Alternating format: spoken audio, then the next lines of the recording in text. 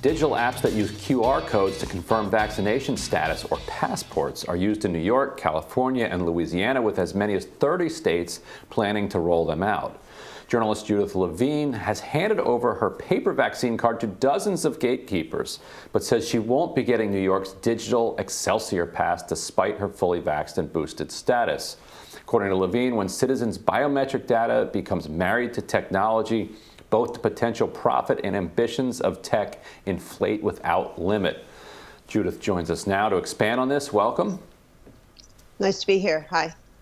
And so Judith, I'm curious what kind of response you've gotten so far, because I think the concerns you laid out are fairly common on the right now. But on the left, where you might have expected them to be more prevalent maybe in years past, in the midst of this pandemic, the pressure has been more on, complying with all of these regulations to get out of this pandemic. So, what has been the reaction that you've gotten from people around you to this piece? You're right that I'm coming to this from a left libertarian point of view.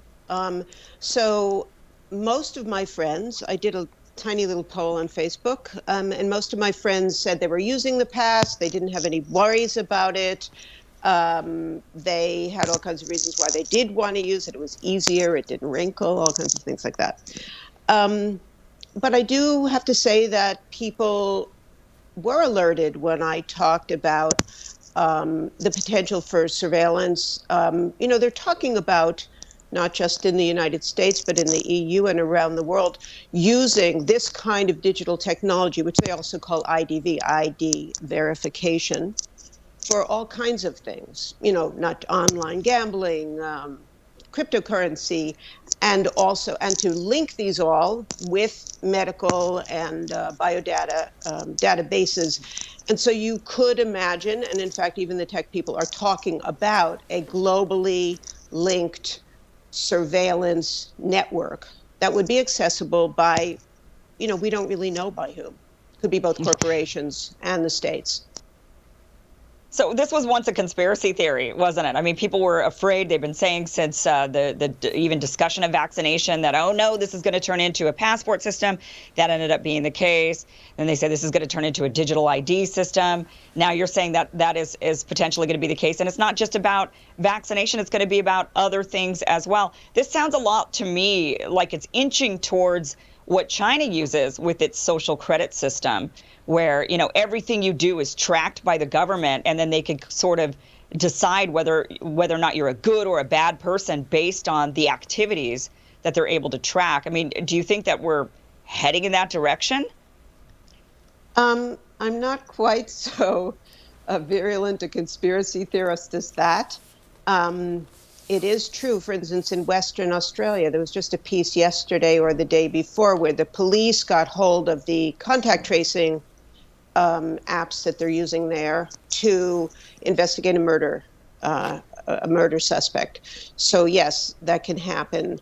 I do want to point out, I do think that the state has not only the right but the obligation to pass public health related regulations. So I don't think that it is illegitimate for public servants to be required or people who come in contact with the public to be required to be vaccinated, for instance. But the question of how digital technologies are used for surveillance, this is already happening. It's already happening in very policed communities where they use biodata, biometrics to identify suspects. They put them into police databases and they don't go away. So this is not something that's going to happen. It's something that is already happening. Yeah, I think that's specific to the technology, which is the concern you're raising, is that it is easy to tweak the technology to require verification of more and more things, or to track for more and more things, so that the slip, if we're making like a slippery slope argument, the slope becomes more slippery because you don't have to introduce this new ask, or you don't need to let people know. It's not a different card. It's not a different thing they have to do. It's the same thing. We're just now it's more involved, and because that's easier with the technology, we should be especially afraid. Am I kind of processing that correctly? I think it's easier with the technology. I'm not a big tech person, so I could be wrong. But I think it's not only easier, but it's not transparent. It's really opaque to us. We don't know what is in the QR code. And furthermore, we're not just talking about the state. We're talking about partnerships between the state and big tech companies. So, for instance, the Excelsior Pass has been developed by IBM, and there's a 167-page contract that I did not read every word of. But who will own that who will own that data? How can it be used? How will it be regulated? Who will have oversight to it? Will there be any public access to it? How will we as citizens know what's going on with our data? We already don't know. I mean, there are corporations, especially if it's corporate, completely opaque corporations like Facebook. We have no idea how it works, what they're doing, and it's very, very hard to find out. And they're allowed, I suppose, as corporations to not tell us anything. Whereas the state, And it wouldn't, whereas the state in a democracy is supposed to tell us things. yeah.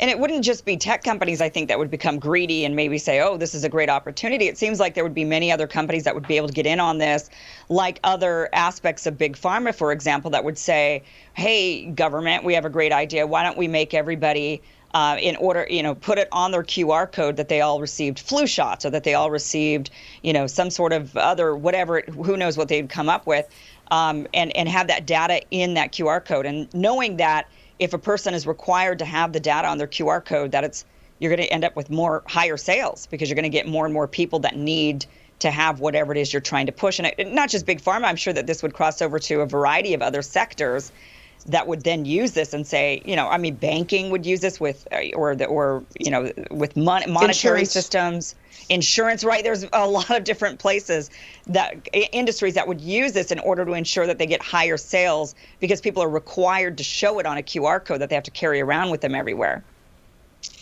I don't know exactly how they're going to use it. I just do know that, for instance, in many jobs that I've had, you had to get an HIV test.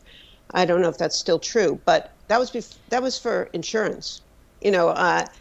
Obamacare doesn't permit that. If you have a pre-existing condition, you still can get insurance. But insurance certainly does use pre-existing conditions, private insurance, to exclude people. So that's the one. I do want to talk about the other side of this story.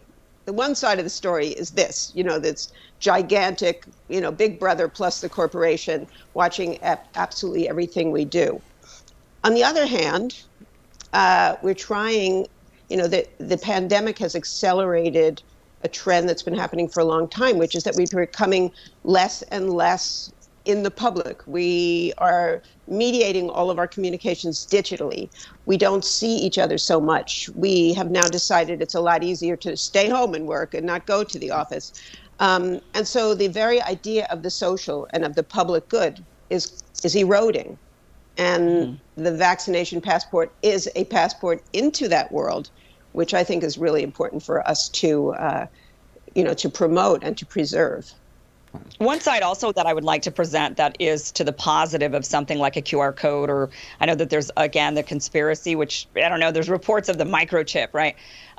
Older people who are not, their memories are slipping, are feeling like something like this would actually be a benefit for them to keep all of their information in one spot so that when they go places or when they go to the doctor, that when it's scanned, instead of having to fill out paperwork or remember every single medication they're on or every single treatment they've had or whatever it might be, allergies, they're saying, hey, this would be something that would be really useful. So I think it could be a very useful technology for many people in society. It's just that when it's mandated or required across a broad spectrum of society, that's when it becomes really highly problematic. And even for the older person that does decide to have everything on a QR code, there's privacy issues, right? There's security issues. We already have hospitals and clinics have portals that have all of our medical information in it. And the good thing about it is it is protected by a law, by HIPAA.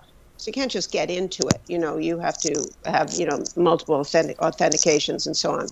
So that already exists. You don't have to carry it around.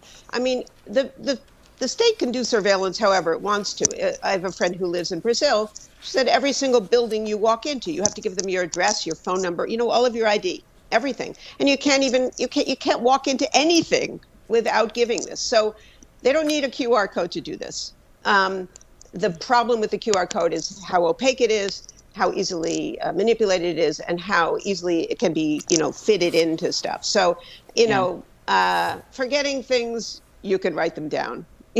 Old people actually still write things down. All right, we got to leave it there. Judith Levine, thank you so much for joining us. We appreciate it. You're welcome. And we'll be back with more Rising right after this.